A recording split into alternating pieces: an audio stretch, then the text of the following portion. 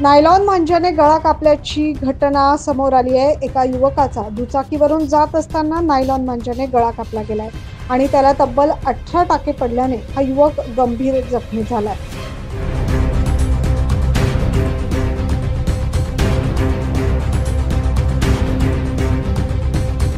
Nylon मांजावर बंदी असताना देखील शहरात सर्रासपणे त्याचा वापर केला जातोय। रोजच मांजामुळे दुर्घटना झाल्याच्या घटना समोर येत आहेत। नायलॉन मांजामुळे एका युवकाचा गळा कापला गेल्यानं तो गंभीर जखमी झाल्याची घटना समोर आली आहे। तातडीने वैद्यकीय उपचार केल्याने त्याचा जीव बचावला, मात्र गळ्याला 18 टाके पडले। या घटनेमुळे नायलॉन मांजा विक्रीचा प्रश्न पुन्हा एकदा समोर आला।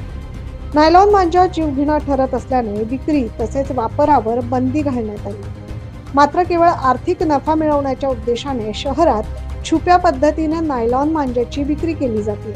लेखानगर परिसरातून दुचाकीवर येत असलेल्या काझीगडी येथील आनंद भोई या युवकाचा नायलॉन मांजामुळे गळा कापला गेला। जेव्हा गळा कापला गेला, भोई पूर्णपणे रक्तबंबाळ झाला। नागरिकांच्या मदतीने त्याला तातडीने रुग्णालयात उपचारासाठी दाखल करण्यात आले। खासगी रुग्णालयात त्याच्यावर उपचार करण्यात आले। दरम्यान गेल्या काही दिवसांपासून नायलॉन मांजामुळे नागरिक जखमी होण्याच्या प्रकारात वाढ झाली आहे। नायलॉन मांजाच्या विक्रीवर बंदी असूनही अशा प्रकारे मांजामुळे नागरिक जखमी होत असल्याने प्रशासनासह पोलिसांच्या कारवाईवर देखील प्रश्नचिन्ह निर्माण झाले। दरम्यान या प्रकाराला आळा घालण्यासाठी पोलिसांनी विशेष तपासणी मोहीम राबवण्याची मागणी नागरिकांकडून होते। महाराष्ट्रासाठी प्रतिनिधी नितीन चव्हाण।